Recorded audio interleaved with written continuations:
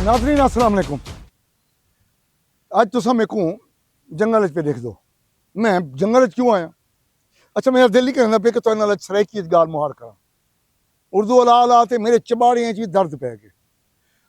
अलावन की लोड़ क्या पै गई है? जंगल च आवन की लोड़ क्यों आ गई है? लोड़ है कि भी 2-3 ॾींहं करूं एक वीडियो बड़ी वायरल थी वधी है कि गुलाम रसूल छोटू जेको छोटू बखरानी आदन उनको जेको 308 साल सज़ा थी गई ते 18 दफ़ा उनको फांसी बोली गई वो रिहा थी के 308 साल सजा पावन वाला 18 दफा सजाए मौत पावन वाला सिर्फ 8 साल के बाद कल रिहा थी गए। वीडियो बड़ी वायरल है। बंदे सुनते पे एक वे को भेजते पे शेयर पे करें कि देखो जी ये कितना बड़ा जुल्म है, ये निज़ाम दे उत्ते कितना बड़ा ताज़ियाना है, ये अदालत दे उत्ते कितना बड़ा अलमिया है अदालत दे उत्ते कि अदालत कितने और देखो जी गुलाम रसूल छोटू जो 308 साल सजा मिली वो रिहा थी गया। मैं अपने घोड़े भजायन रोहिले बाबे को उठायम चिड़िया उड़ाईम कबूतर उड़ायम जेरे वन ते मुल्तान दी जेल दोते बैठे उन्होंने कहा गोदा छोटू बखरानी दे अंदर है और मैं आगे वाल गोदा बाहर कौन निकले ये कि में थी सकते। इतनी बड़ी वीडियो वायरल थी वे आखिर जंग अखबार खबर ही लगी है ये जंग अखबार बड़ा एक मुस्तनद इदारा है वो कि खबर कूड़ी लग सकती है। मैं नहीं मनिया मैं वाला बे जराए भी इस्तेमाल किते सरकारी जराए तो भला पता लगे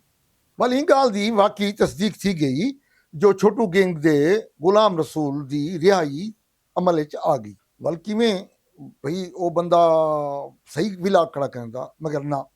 इथे ही कर हूँ छो दे करूँ बुलेका थी के कि वो वाकई गुलाम रसूल जो रहा वो छोटू है उनका वल्द भुट्टा है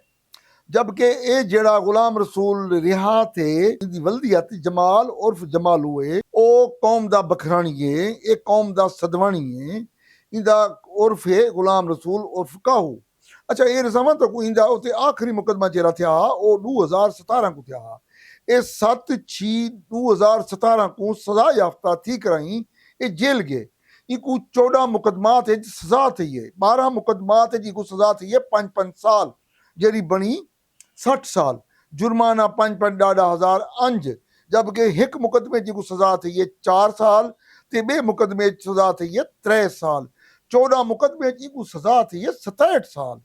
67 साल सजा पाने वाला बंदा 7 साल को पहले रिहा थी ते आगे यार जुडिशल सिस्टम के सवाल तो बनते ना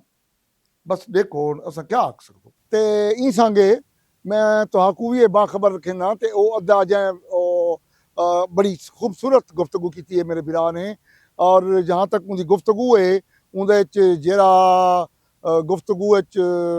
जरा रिदम होना चाहिए उन रिदम नाल गुफ्तगू की है। बंदा पढ़िया लिखिया है मगर उनकी मालूमात जड़े वो दुरुस्त ना हैं ऊँ बस वो कितों जो खबर पढ़ी है भी गुलाम रसूल छोटू रिहा थी गए मुल्तान जेल चूँ तो उन्हें अपना विलाग कर लिखे मगर असा ना करे सूँ असा पूरी तहकीक करे सूँ तो वला अले सूँ तो वो अलें देखने हैं कि गुलाम रसूल छोटू बखरानी जिनको 308 साल सजा थी गई वो हाली भी जेल च वैसे उनके रिहा थी होने कोई इम्कान क्या नहीं उनकी मौत मेरे ख्याल जेल च थी से बाकी मौत तो अल्लाह जान दे मौत इतनी होनी है उत्थी होनी है मेरे को पता क्या नहीं मैं तो हूँ अलेंदा खड़ा अगले पहाड़ मेरे को सा हो या ना हो। अच्छा बहरहाल सही बच्चे जिमने मैं गाल अपनी थी मुके ना पिया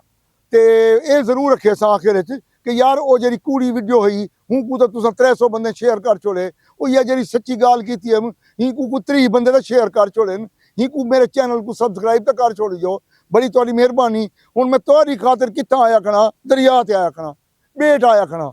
अल्लाह हाफिज मारका मैं इतों पता कर गदम छोटू बखरानी की बस्ती शाह वाली वो इतना कोई नहीं वो हाली जेल च जरा छुट्टे वो छोटू उमरानी है। अल्लाह हाफिज मैं बड़ा वेंदा पिया उथी पतन ते अपनी मुलाकात लांच थी दरिया ते मेरे नाल रहे।